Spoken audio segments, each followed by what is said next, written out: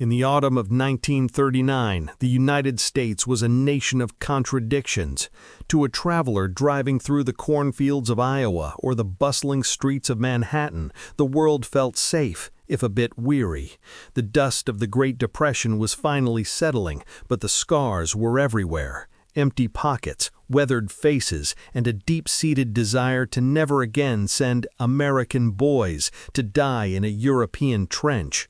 Across the Atlantic and the Pacific, the world was beginning to burn, but the Atlantic Ocean felt like a moat 3,000 miles wide, a watery shield against the madness of dictators.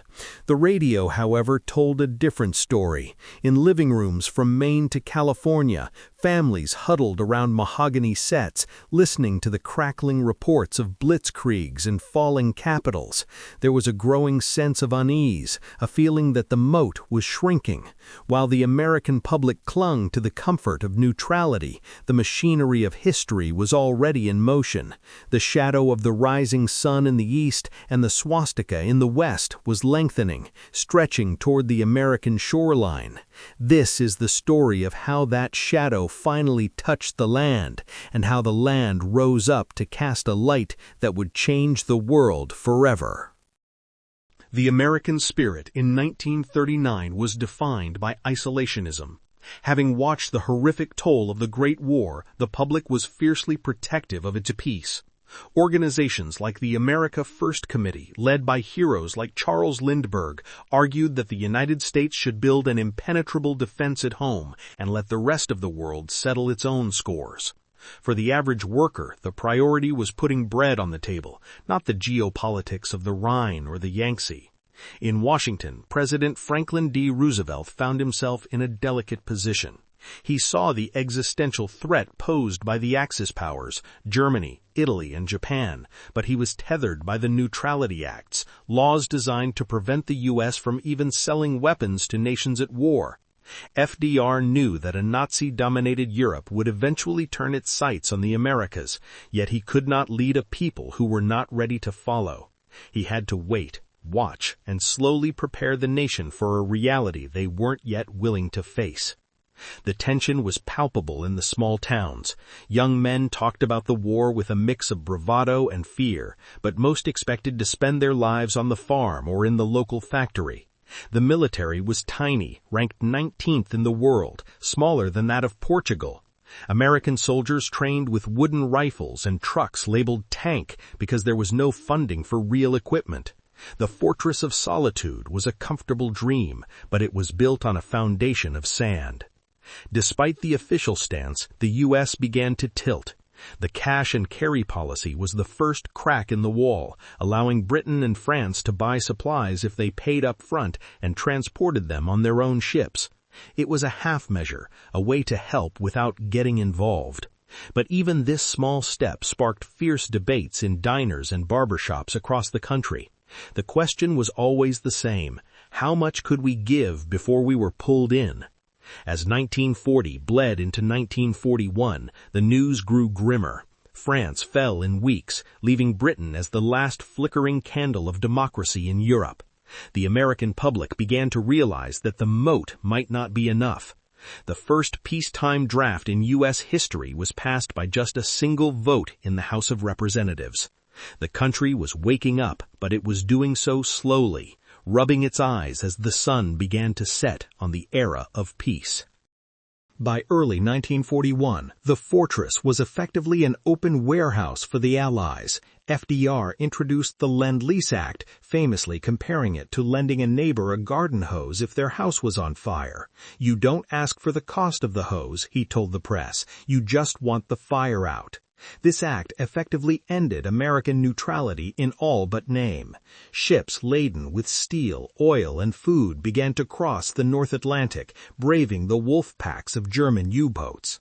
This shift triggered an industrial awakening. In Detroit, Pittsburgh, and Seattle, the gears of the American economy began to turn with a new, urgent purpose. Factories that had been shuttered for a decade during the Depression were suddenly hiring. The arsenal of democracy wasn't just a political slogan, it was a physical transformation. The U.S. was essentially betting its industrial might against the professional militaries of the Axis. However, the cost of this support was high. American sailors on merchant ships were already dying in the undeclared war of the Atlantic. Tensions with Japan were also reaching a breaking point as the U.S. imposed an oil embargo to stop Japanese aggression in China.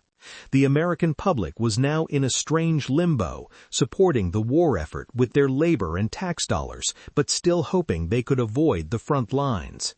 The Lend-Lease program was a logistical miracle. It sent thousands of trucks to the Soviet Union and millions of tons of food to a starving Britain. It was the first time the world saw the true power of American mass production. While Germany focused on high-quality, complex machinery that was hard to repair, the U.S. focused on standardized, reliable gear that could be built by the millions. This philosophy would eventually win the war.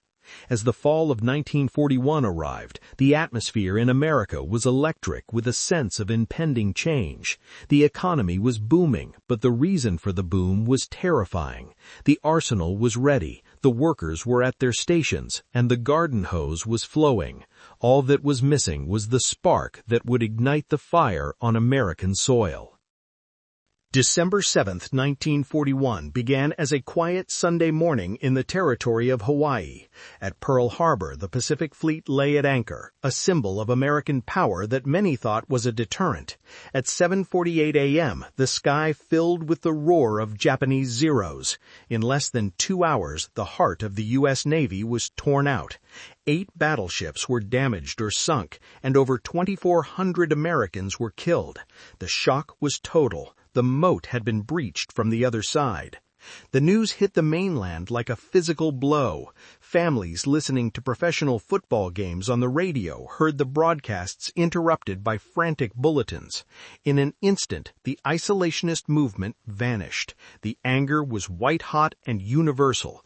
The next day, FDR stood before Congress and delivered his infamy speech. When he signed the declaration of war, he wasn't just a president. He was the commander of a nation that finally had a singular, unified purpose. The aftermath of Pearl Harbor was a time of immense fear.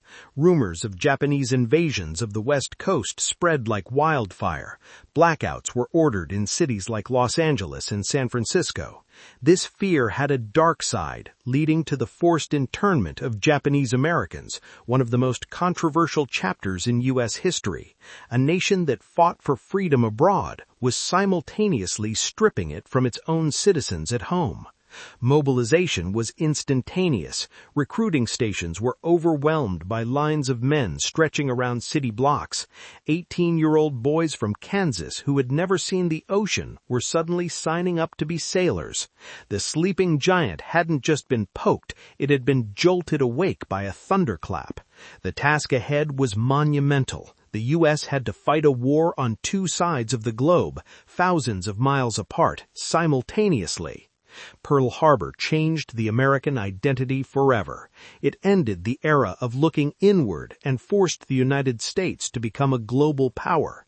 The tragedy served as the ultimate catalyst, transforming a hesitant nation into a focused machine of retribution and liberation.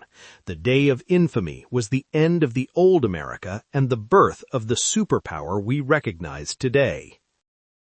While the soldiers headed overseas, the people who stayed behind staged a revolution of their own. The home front was the secret weapon of the United States. Every citizen was given a role. Sugar, gasoline, and meat were rationed. Victory gardens sprouted in suburban backyards and on city rooftops to ensure that the bulk of the nation's farm output went to the troops. The entire civilian economy was put on hold for the duration of the conflict. The most visible change was the entry of women into the industrial workforce. Rosie the Riveter became the face of a new America. Women who had been told for generations that their place was in the home were now welding ship hulls and assembling heavy bombers. This shift didn't just help win the war, it fundamentally altered the social fabric of the country, proving that the American workforce was far more capable and diverse than previously imagined. The sheer scale of production was staggering. The Willow Run plant in Michigan began producing a B-24 Liberator bomber every 63 minutes. Shipyards under Henry Kaiser began launching Liberty ships in as little as 4 days. By 1943, the U.S. was outproducing all the Axis powers combined. This industrial tsunami ensured that American troops were the best equipped in the world, often overwhelmed the enemy not just with courage, but with an endless supply of stuff. The war also triggered a massive internal migration. Millions of African Americans moved from the rural South to northern and western industrial hubs to take defense jobs, known as the Great Migration. While they still faced systemic racism and Jim Crow attitudes, this movement laid the groundwork for the modern civil rights movement. The war for democracy abroad was forcing America to look at its own lack of democracy at home. By the midpoint of the war, the U.S. home front was the most efficient machine in human history. Every scrap of metal was recycled, every spare dime was put into war bonds, and every citizen felt a personal stake in the victory. The greatest generation was being forged not just in the foxholes of Europe, but in the humming factories of the Midwest and the shipyards of the coasts. In the Pacific, the first year of the war was a series of grim defeats. The Philippines fell, and the Bataan Death March horrified the American public. But in June 1942, the U.S. Navy prepared for a desperate stand at a tiny atoll called Midway. American codebreakers had cracked the Japanese naval cipher, allowing Admiral Chester Nimitz to know exactly where the enemy fleet would be. It was a gamble that would decide the fate of the Pacific. The battle was a chaotic, high-stakes chess match played with aircraft carriers. For hours, American strikes failed to find their targets or were shot down. Then, in a legendary 5 minutes, 3 Japanese carriers were set ablaze by American dive bombers. By the end of the day, a 4th was sunk. The backbone of the Imperial Japanese Navy was broken. The era of Japanese expansion was over. The era of American counterattack had begun. Midway was the ultimate proof of American technical and tactical adaptation. The U.S. learned to use radar, improved their damage control, and refined their carrier tactics on the fly. The narrative of the war shifted from survival to island hopping. The goal was no longer just to stop the Japanese, but to march across the ocean, island by island, until the American flag was raised over Tokyo. The bravery of the pilots at Midway became the stuff of legend. Many flew obsolete planes or attacked without fighter cover, knowing they might not have enough fuel to return. This spirit of calculated risk defined the American way of war in the Pacific. It was a theater characterized by vast distances and the absolute necessity of naval aviation, where the aircraft carrier replaced the battleship as the king of the sea. After Midway, the psychological advantage shifted. The Japanese, who had seemed invincible since Pearl Harbor, were now on the defensive. For the U.S., it was the first taste of a victory that felt permanent. The road to Tokyo was still long and bloody, but for the first time, the end was in sight. The sleeping giant was now standing tall, and its reach was spanning the globe. In Europe, the pressure was mounting to open a second front to relieve the Soviet Union. On June 6, 1944, the U.S. led the most complex military operation in history, Operation Overlord. Under the command of General Dwight D. Eisenhower, over 150,000 Allied troops crossed the English Channel to storm the beaches of Normandy. It was a moment of supreme tension. If the invasion failed, the liberation of Europe might be delayed for years. The American experience at Omaha Beach was the most brutal. Thousands of young men, weighted down by 80 pounds of gear, stepped off Higgins boats into a hail of German machine gun fire. The narrative of D-Day is one of small unit leadership, soldiers who found themselves on the wrong beach without their officers, yet still pushed forward because there was nowhere else to go. Their grit broke the Atlantic Wall that Hitler had spent years building. The impact of D-Day was both military and symbolic. It showed that the U.S. could project power across an ocean and successfully invade a fortress continent. Behind the soldiers came a literal mountain of supplies, millions of gallons of fuel, thousands of tanks, and artificial harbors called mulberries. American logistics turned the Normandy coast into the busiest port in the world overnight. As the Allies moved inland, the liberation of France began. The sight of American GIs marching through the streets of Paris being greeted with flowers and wine became an iconic image of the war. For the American public, D-Day was the moment the war became a crusade. It wasn't just about revenge for Pearl Harbor anymore. It was about the literal liberation of a continent from the grip of darkness. D-Day also solidified the U.S. as the senior partner in the Western Alliance. While the British and others fought valiantly, the sheer volume of American manpower and materiel made them the dominant force in the West. This leadership would carry over into the post-war world as the U.S. took on the responsibility of being the leader of the free world. By the winter of 1944, many thought the war in Europe was nearly over.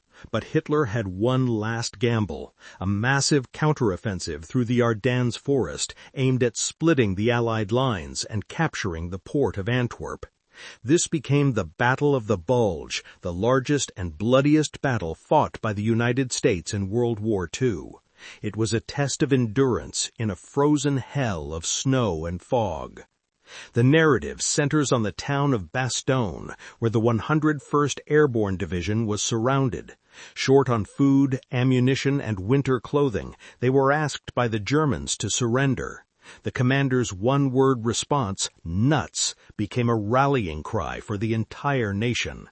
It embodied the stubborn, defiant spirit of the American soldier when backed into a corner. The battle was won not just by the paratroopers, but by the incredible mobility of the U.S. Army. General George S. Patton performed a logistical miracle, turning his entire Third Army 90 degrees in the middle of a winter storm and racing to relieve Bastogne. This ability to move massive amounts of armor and men across rugged terrain was a uniquely American strength, honed by a culture of the automobile and the open road. When the skies finally cleared, American air power decimated the German columns. The Bulge was flattened, and the German army's last reserves were destroyed. The cost was high, nearly 20,000 Americans killed, but it was the final gasp of the Nazi regime. The Battle of the Bulge proved that the soft Americans, as Hitler called them, were capable of outfighting the most seasoned German veterans in the worst conditions imaginable. The Battle of the Bulge was the final trial for the American GI in Europe. From that point on, the race was to the heart of Germany. The soldiers who survived the Ardennes knew they had faced the worst and won. The war was coming to a close, and the U.S. Army was now the most powerful and mobile fighting force the world had ever seen. While the war in Europe was a battle of grand armies, the Pacific was a war of green hell. The U.S. strategy of island hopping meant that every few months a new generation of Marines and soldiers would storm a tiny, remote island they had never heard of. Places like Tarawa, Saipan, and Peleliu became synonyms for slaughter. The Japanese defenders, ordered to die rather than surrender, fought from intricate cave systems and tunnels. The battle for Iwo Jima in 1945 provided the war's most enduring image, the flag raising on Mount Suribachi. But behind the photo was a month of horrific fighting for an island made of volcanic ash. American impact here was seen in the development of specialized tools, flamethrower tanks, Zippo boats, and the use of Navajo code talkers, whose indigenous language provided a code the Japanese could never break. At Okinawa, the final stop before Japan itself, the U.S. faced the full terror of the kamikaze, suicide pilots who crashed their planes into American ships. This was a new kind of war, one where the enemy didn't care about their own survival. It was a psychological meat grinder that forced American planners to realize that an invasion of the Japanese home islands might cost millions of lives. The Pacific War was also a showcase for American naval and air dominance. The Great Marianas Turkey Shoot saw American pilots shoot down hundreds of Japanese planes with minimal losses, thanks to superior training and the Zippo boat, a secret American invention that made anti-aircraft fire incredibly lethal. The U.S. wasn't just outfighting the enemy, they were outthinking them with advanced technology. By the summer of 1945, Japan was a ruined nation, its navy gone and its cities being systematically firebombed by B-29 superfortresses. Yet the Japanese government refused to quit. The American narrative in the Pacific was reaching a terrifying crescendo. The stage was set for a weapon that would end the war and change the world in a single blinding flash. While the world focused on the battlefields, a secret war was being fought in the laboratories. The Manhattan Project was the greatest scientific and industrial effort in history. Spanning multiple states and involving over 130,000 people, most of whom didn't even know what they were building, the project was a race against time. The fear was that if Hitler got the atomic bomb first, the war would be lost regardless of how many beaches the Allies stormed. The narrative reaches its peak at the Trinity test in New Mexico desert in July 1945. As the first mushroom cloud rose, Robert Oppenheimer famously thought of the words from the Bhagavad Gita, "Now I am become death, the destroyer of worlds." The U.S. had achieved the impossible, unlocking the power of the sun.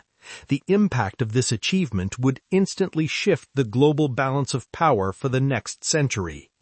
In August 1945, the U.S. dropped atomic bombs on Hiroshima and Nagasaki. The decision, made by President Harry Truman, remains one of the most debated in history. From the American perspective at the time, it was a way to end the war without the 1,000-year invasion of Japan that many feared. Within days, Japan surrendered, and the most destructive conflict in human history was over. The Manhattan Project represented the ultimate American impact, the combination of vast industrial resources, the brightest scientific minds, many of whom were refugees from Europe, and a government capable of managing a project of such immense scale. It wasn't just a bomb, it was the birth of the big science era. The U.S. had transitioned from a nation of farmers and factory workers to the undisputed leader in high technology. As the smoke cleared over Japan, the world realized it had entered a new, dangerous age. The U.S. held a monopoly on a weapon that could end civilization. This responsibility would define the Cold War to come. The sleeping giant had not only woken up, it had invented a way to shake the pillars of heaven. The war ended, not with a whimper, but with a roar of celebration that stretched from Times Square to the smallest rural crossroads. But as the GIs returned home, they found a nation fundamentally changed. The Great Depression was a distant memory, replaced by a booming economy. The GI Bill was passed, providing millions of veterans with the money to go to college and buy homes, creating the modern American middle class and the suburban dream. On the world stage, the U.S. broke with its isolationist past forever. Recognizing that poverty and instability led to war, the U.S. launched the Marshall Plan, spending billions to rebuild the shattered economies of Europe, including its former enemies. This was a radical new kind of victory. Instead of pillaging the losers, the U.S. sought to make them prosperous partners. This led to the longest period of peace and growth in European history. The U.S. also took the lead in creating the United Nations, aiming to replace the law of the jungle with a system of international cooperation. America was no longer a fortress, but the hub of a global network. The dollar became the world's reserve currency, and American culture, from jazz to Hollywood movies, began to spread across the globe, a soft power that would be just as influential as its military. However, the end of the war also saw the beginning of the Cold War. The alliance with the Soviet Union fractured, and a new Iron Curtain fell across Europe. The U.S. found itself as the primary defender of Western democracy, a role that would require a permanent military presence around the globe. The days of no foreign entanglements were officially over. The story ends with a nation that had discovered its own strength. In 1939, America was a bystander. By 1945, it was the architect of the modern world. The struggle had been immense, and the cost was hundreds of thousands of lives, but the result was a world liberated from fascism and a country that finally knew its place in the sun. Decades later, the echoes of World War II still ring through the American landscape. It is the touchstone of our national identity, the moment we proved that a diverse, democratic people could overcome any challenge through unity and industry. The men and women who fought on the front lines and worked on the home front didn't see themselves as great. They saw themselves as people with a job to do. Yet in doing that job, they built the foundation for everything we have today. The U.S. impact on the war was more than just tanks and planes. It was the export of a specific kind of hope. It was the idea that a nation could be both a military powerhouse and a beacon of liberty. As we look back, we see that the arsenal of democracy wasn't just a factory, it was a promise. That promise remains our greatest legacy, a reminder that when the world grows dark, America has the power to light the way.